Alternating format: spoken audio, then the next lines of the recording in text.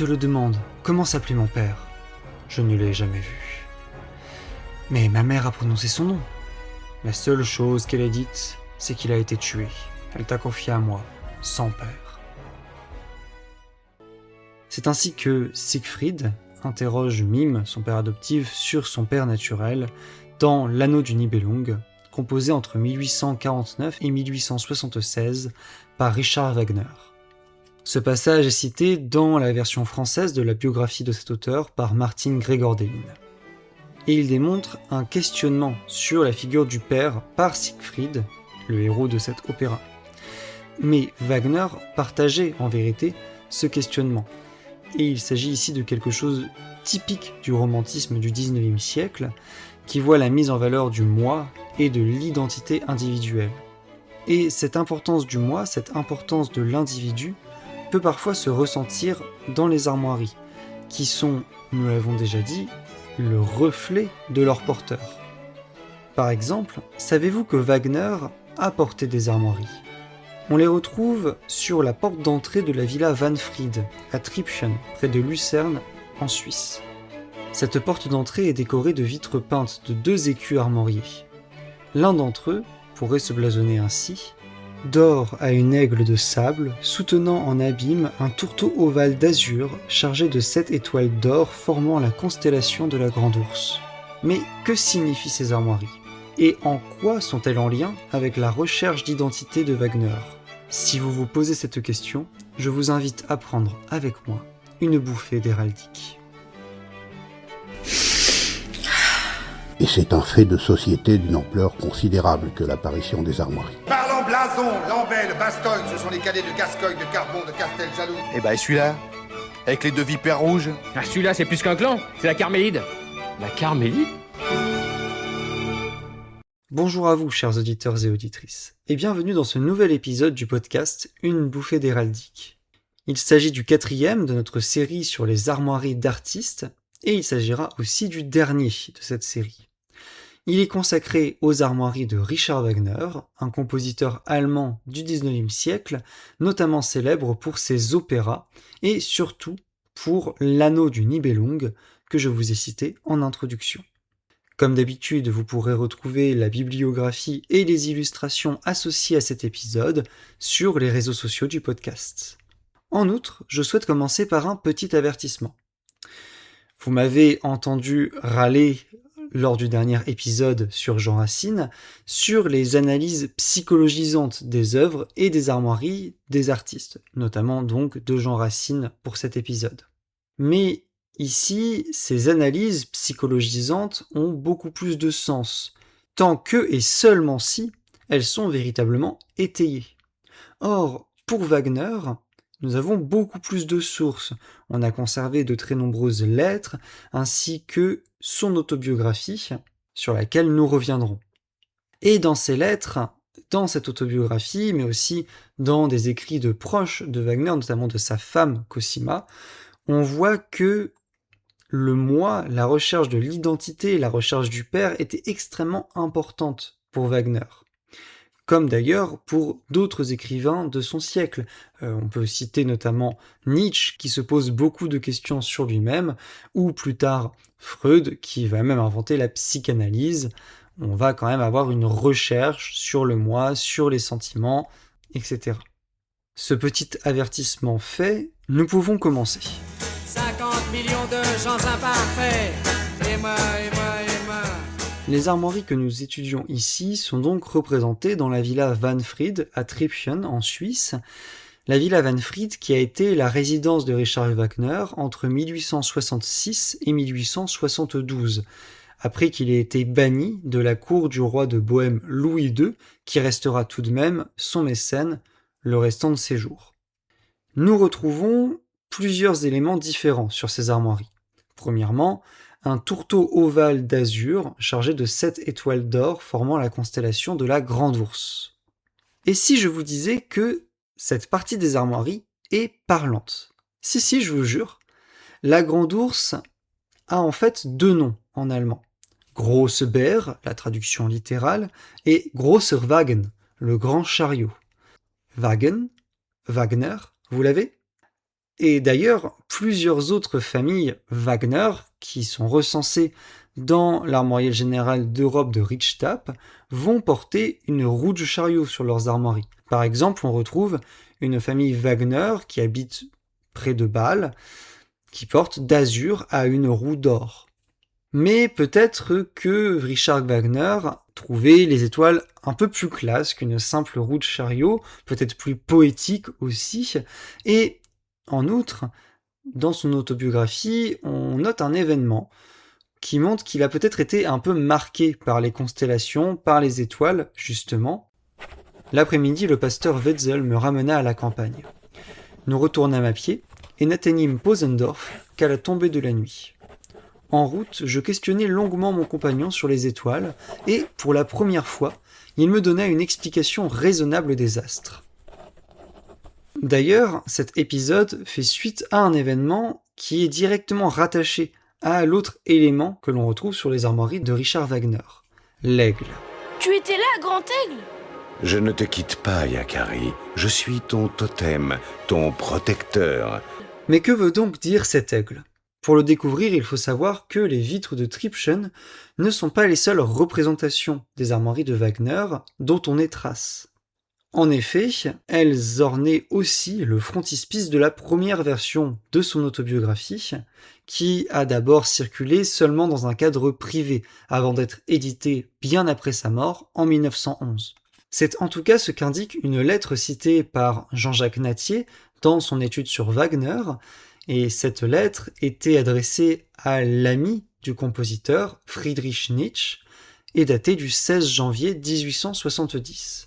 Alors que Friedrich Nietzsche aidait aux corrections des premières épreuves de cette autobiographie. Dans cette lettre, Richard Wagner mentionne justement ces armoiries. Le blason est très bien réussi, et nous avons toutes les raisons de vous remercier pour le soin que vous y avez apporté. Je viens justement de retrouver l'ancienne esquisse du vautour, que chacun prendra certainement d'abord pour un aigle, jusqu'à ce qu'on lui montre, dans une histoire naturelle, que cette variété de vautour ressemble beaucoup à l'aigle. Comme il importe, à cause du symbole, que le vautour soit immédiatement reconnu comme tel, nous vous prions de demander au graveur d'ajouter à notre oiseau sa collerette caractéristique. Cette retouche doit être possible.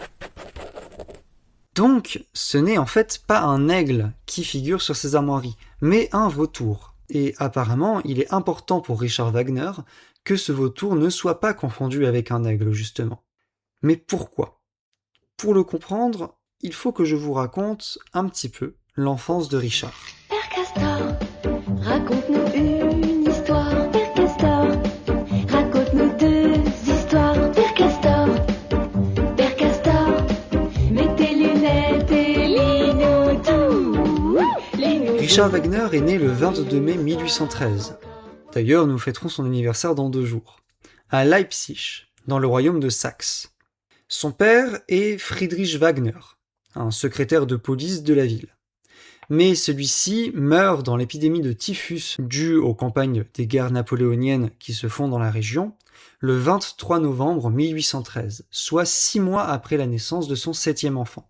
Après sa mort, c'est son ami intime, Ludwig Geyer, qui s'occupe de la famille Wagner.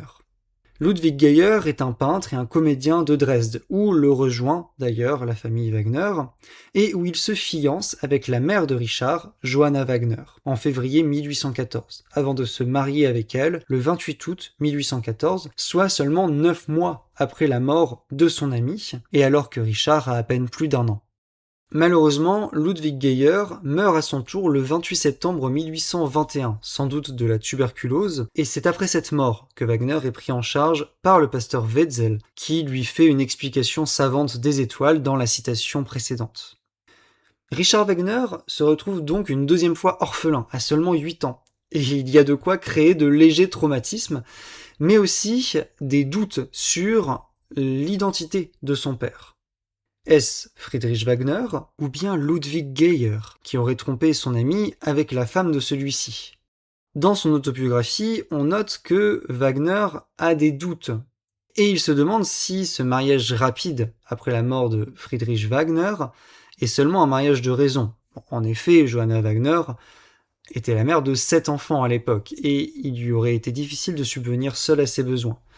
Mais Richard Wagner penche plutôt pour le mariage d'amour. Il est peu probable que seul le devoir à remplir envers la famille d'un ami, et non point une véritable inclination pour sa veuve, ait poussé l'excellent Ludwig Geyer à s'unir à une femme qui n'était plus de première jeunesse. Mariage d'amour ou mariage de raison, cette question ne sera sans doute jamais tranchée. Mais ce n'est pas le seul passage qui montre les doutes de Wagner dans cette autobiographie. Il va aussi appeler alternativement Geyer Vater, père, ou Stiefvater, beau-père. En outre, Richard va porter le nom de Geyer jusqu'à ses 14 ans, comme il le dit lui-même. Désirant m'adopter tout à fait, il m'inscrivit sous son nom lorsqu'il me mit à l'école, de sorte que, jusqu'à l'âge de 14 ans, j'ai été Richard Geyer pour mes camarades de Dresde. Ce ne fut que bien des années après sa mort, et ma famille étant retournée à Leipzig, que je repris, dans le cercle de ma première parenté, le nom de Richard Wagner. Enfin, on note une véritable vénération de Richard Wagner pour Ludwig Geyer qui transparaît dans toute cette autobiographie. Mais, ceci étant dit, Richard n'avait aucune assurance sur la véritable identité de son père. Il va d'ailleurs nier à son épouse, Cosima Wagner, que Ludwig Geyer était son père, d'après en tout cas le journal de cette dernière. Mais ce doute, ce questionnement va laisser des traces dans son œuvre, où l'on retrouve de très nombreux héros orphelins de père. Et d'ailleurs, il va utiliser la mort du père, avant la naissance du héros ou peu après sa naissance, comme un ressort dramatique. C'est le cas notamment pour Tristan, pour Parzival, et donc pour Siegfried, dont je vous ai cité son fameux dialogue avec son père adoptif, Mime, en introduction. Fait troublant d'ailleurs, Ludwig Geyer était mime, de métier. Et donc, Siegfried est sans doute au moins un peu une émanation de Richard Wagner. En outre, ce doute va marquer aussi les relations de Richard Wagner avec son propre fils, qui se nomme Siegfried. Oui, il est bien barré quand même. Donc son fils, Siegfried, devait absolument tout savoir de son père, comme l'illustre sa correspondance, ce qui a mené Richard à des confessions sans doute un peu gênantes pour son fils. En tout cas, les doutes de Richard Wagner sur l'identité de son père ont fait couler beaucoup d'encre. Mais son biographe, Martin Gregor Dellin, nous écrit pour sa part « Cette question ne méritait cependant pas un intérêt aussi violent. » D'après lui, il est de toute manière impossible de savoir qui était le véritable père de Wagner. Par contre, ce qu'il est intéressant de noter, c'est justement que ce doute persistait chez Richard et qu'il peut être utile pour analyser ses œuvres.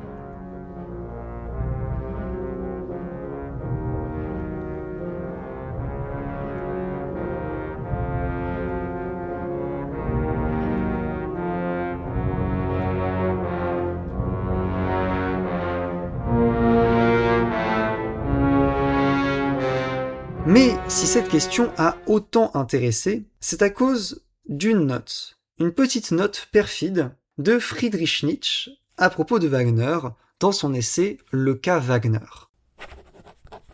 Mais Wagner était-il même allemand après tout ? On a quelques raisons de poser la question. Il est difficile de dénicher chez lui un quelconque trait allemand. Acharné à apprendre comme il l'était, il a appris à imiter beaucoup de choses allemandes. Voilà tout. Sa nature même est en contradiction avec tout ce qui était jusqu'à présent considéré comme allemand. Sans parler du musicien allemand. Son père était un comédien du nom de Geyer. Un Geyer est déjà presque un aigle. Ce qui, jusqu'ici, a circulé sous l'appellation de vie de Wagner est fable convenue, si ce n'est pire. Je confesse ma méfiance sur tous les points qui ne sont attestés que par Wagner. Alors, intéressons-nous à cette phrase. Un Geyer est déjà presque un aigle. Il faut savoir que Geyer, avec un I et non pas un Y comme dans Ludwig Geyer, cela signifie vautour en allemand. Et que aigle, cela se dit Adler. La phrase était donc un Geyer est déjà presque un Adler. Or, pour Nietzsche, ces deux noms, Adler et Geyer, sont des noms à consonance juive dans l'Allemagne de l'époque. Et donc ici, Friedrich Nietzsche sous-entend que Wagner pourrait être juif. Ce qui est cocasse quand on connaît l'antisémitisme de Wagner. Alors, même si cette assertion est absolument fausse, on n'a aucune preuve que Ludwig Geyer était juif et on est même plutôt sûr du contraire, les biographes de Richard Wagner ont ensuite beaucoup écrit sur la possible judéité de Geyer et donc sur la paternité de Wagner. Mais revenons sur ce jeu de mots antisémite de Nietzsche. Geyer, c'est le vautour. Et cela nous permet de comprendre pourquoi il y a un vautour sur les armoiries de Wagner, et pourquoi aussi c'est aussi important pour Richard. En fait, ce vautour est vraisemblablement une représentation de Ludwig Geyer, qui porte sur lui, qui supporte la famille Wagner représentée par la constellation du Grosser Wagen.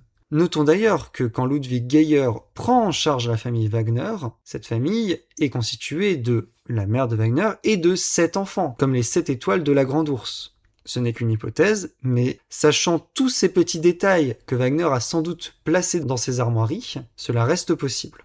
Ainsi donc, Wagner aurait représenté ses doutes, ses interrogations sur l'identité de son père sur ses armoiries.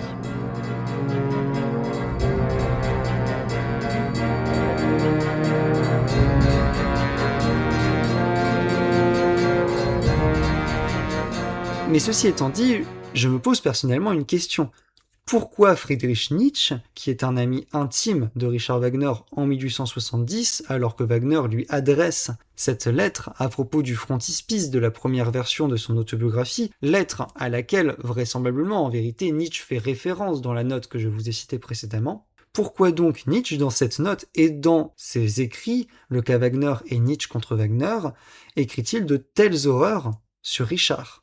De nouveau, il faut nous replonger dans la vie de Richard Wagner pour le comprendre. Richard rencontre Friedrich Nietzsche à Leipzig en 1868.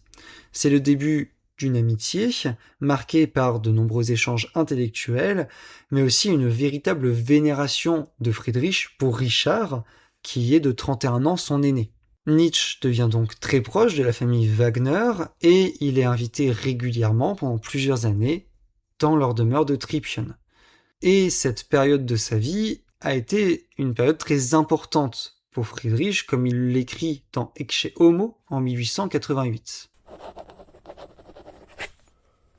Je céderai à bon marché mes autres relations humaines, mais je ne voudrais à aucun prix chasser de mon existence les bienheureux jours de Tripchen, jours de confiance, de gaieté, de hasard sublime, d'instants profonds. Je ne sais pas ce que Wagner a vécu avec les autres. Dans notre ciel, il n'y a pas eu un seul nuage. Friedrich Nietzsche suit ensuite Richard Wagner alors que ce dernier monte à Bayreuth le festival qui doit accueillir son chef-d'œuvre, l'Anneau du Nibelung, qui y est représenté en 1876. Mais le premier Bayreuth est une très mauvaise expérience pour Nietzsche. Il est malade, fatigué, il souffre de maux de tête et il ressort extrêmement déçu des représentations. Mais ce n'est pas encore la rupture. Elle survient seulement l'année suivante, en 1877. À l'époque, Nietzsche est donc malade depuis longtemps, et Wagner va s'enquérir de sa santé auprès du médecin de Nietzsche, le docteur Otto Heiser, ce qui est un peu intrusif, même pour un ami, et c'est le début d'une correspondance entre Richard Wagner et Otto Heiser, pendant laquelle Heiser va rompre le secret médical qui est pourtant assez important dans le corps médical depuis au moins le XVIIe siècle en Occident. Heiser va donc donner des informations très précises sur son patient et sur les discussions qu'il a avec lui, et Wagner y va de son petit avis, comme on le voit dans une lettre datée de la même année. En ce qui concerne l'appréciation de l'état de santé de N, je garde depuis longtemps déjà le souvenir d'observations tout à fait similaires que je fis auprès de jeunes hommes d'une grande intelligence. Je les vis périr avec des symptômes semblables, et j'ai appris de manière certaine que la cause en était l'onanisme. Depuis, j'ai observé N de plus près, guidé par ses expériences, et à travers son tempérament et ses habitudes caractéristiques, mes craintes se sont transformées en certitudes. En bref, Richard Wagner propose clairement l'hypothèse que la maladie de Nietzsche est due à la masturbation, ce qui est assez honteux à l'époque. Et il va maintenir cette théorie pendant toute sa correspondance avec Otto Heiser. Malheureusement pour Richard, cette information va finir par fuiter. Alors, par qui ? Est-ce que Richard l'a raconté à des amis proches qui l'ont ensuite raconté ? Est-ce que ces lettres sont tombées entre de mauvaises mains ? Ce qui est sûr, c'est qu'en 1883, dans une lettre à Peter Gast, Friedrich Nietzsche écrit à propos de Richard Wagner « Wagner est riche d'idées mauvaises. Qu'est-ce que vous dites de ça ? Il a échangé des lettres, même avec mes médecins, pour exprimer sa conviction que le changement de ma façon de penser était la conséquence de libertinage dénaturé avec des allusions à la pédérastie. » Alors notons que Nietzsche trouve tellement honteux les accusations d'onanisme de Richard Wagner qu'il va les transformer en accusations de pédérastie. C'est dire à quel point la masturbation était honteuse à l'époque. Ainsi, à partir de 1877 ou 1878, Friedrich Nietzsche va s'éloigner progressivement de Richard Wagner, mais le problème n'est pas réglé. Et c'est peut-être ce qui explique l'écriture de plusieurs textes contre Richard Wagner et sa musique, après la mort de ce dernier, le 13 février 1883. Ces textes vont être ensuite réunis dans 2 œuvres, le cas Wagner et Nietzsche contre Wagner, publiées toutes 2 en 1888. Nietzsche y défend l'idée selon laquelle Wagner représente le déclin de la musique, qui est aussi un déclin civilisationnel. D'ailleurs, la traduction française « le cas Wagner » traduit en fait l'allemand « der Fall Wagner », et « der Fall » veut dire le cas médical, mais aussi la chute, le déclin. Et la musique de Wagner y est traitée comme une névrose pour la musique, mais aussi pour la civilisation allemande en général.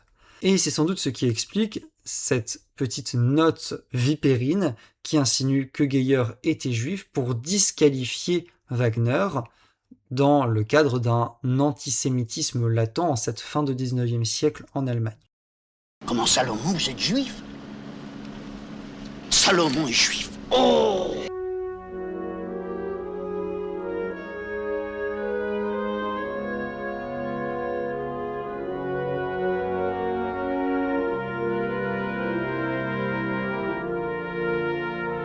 En bref, les armoiries que Richard Wagner va représenter sur les portes de la villa Wahnfried à Tribschen, d'or aux vautours de sable, supportant en abîme un tourteau ovale d'azur chargé de 7 étoiles d'or, formant la constellation de la Grande Ourse ou du Grand Chariot, ce sont des armoiries doublement parlantes.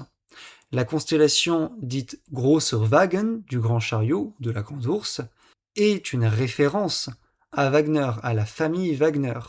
Et le vautour, Geyer en allemand, est une référence à Ludwig Geyer, qui prend en charge cette famille. Outre cet aspect parlant des armoiries de Richard Wagner, le compositeur a peut-être aussi ici représenté le soutien de Richard et de la famille Wagner par Ludwig Geyer, qu'il nomme le plus noble des bienfaiteurs dans son autobiographie. Mais je vous ai dit qu'il y avait 2 armoiries sur cette porte de la villa Wahnfried. En effet, on retrouve un 2e écu qui pourrait se blasonner de gueule à une cuillère en argent posée en pâle et à la bordure d'argent. Mais ces armoiries sont beaucoup plus énigmatiques. Selon les conservateurs du musée Wagner de Bayreuth, il s'agirait des armoiries des seigneurs de Tribschen, Herren zu Tribschen. Mais cette famille, Tribschen, n'est pas recensée dans l'armoirial de Richtap et on ne retrouve aucune armoirie semblable recensée dans le dictionnaire de Rennes. Sans aucune information sur la famille Tribschen ni sur ces armoiries, je me suis donc pris à rechercher dans le dictionnaire des frères Grimm, qui est compilé à partir du 19e siècle et qui recense de nombreux mots allemands anciens ou idiomatiques.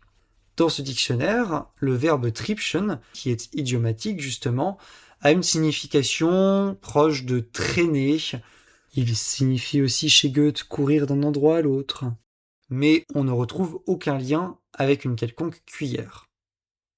Enfin, personnellement, ce sens d'aller d'un endroit à l'autre me fait beaucoup penser à un passage d'une bande dessinée que j'affectionne particulièrement, qui se nomme Deux capes et deux crocs. Et dans l'acte 2 de cette bande dessinée, les personnages principaux font un grand festin et le très poète Armand déclame un poème dont je vous cite quelques vers. Aux marches du palais hésite sa cuillère, mais cet émoi passé, l'instrument réitère de bol en bouche bée son aller, ses retours, car le mets était bon sous ses louches atours.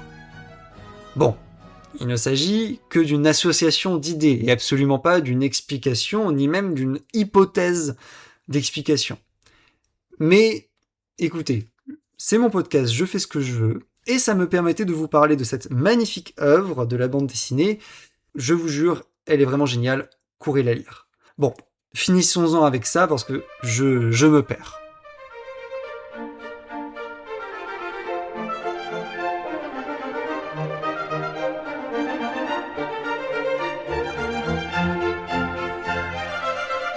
Bon, bref, si nous n'avons aucune hypothèse à proposer pour expliquer la présence de cet écu à la cuillère sur les vitres de la Villa Wahnfried, nous avons au moins retrouvé la signification des armoiries créées pour lui par Richard Wagner, qui sont donc à la fois parlantes et psychologiques. Et c'est sur ces armoiries très dramatiques que se termine cette série sur les armoiries d'artistes. J'espère qu'elle vous a plu. Et je vais maintenant faire une petite pause pour préparer la prochaine série de ce podcast, avec peut-être quelques épisodes hors série pendant l'été, on verra. Mais si vous écoutez cet épisode à sa sortie, sachez que vous pourrez me retrouver dès demain, le jeudi 21 mai 2026, aux Archives nationales à Paris à 17h, pour une conférence sur l'héraldique chez Tolkien, qui est accueillie par la Société française d'héraldique et de sigillographie. J'espère vous y voir nombreux et nombreuses, ça sera l'occasion de s'y rencontrer et d'y échanger. Et en attendant cette conférence et les prochains épisodes de notre podcast, je vous souhaite une excellente journée et à bientôt pour une nouvelle bouffée d'héraldique.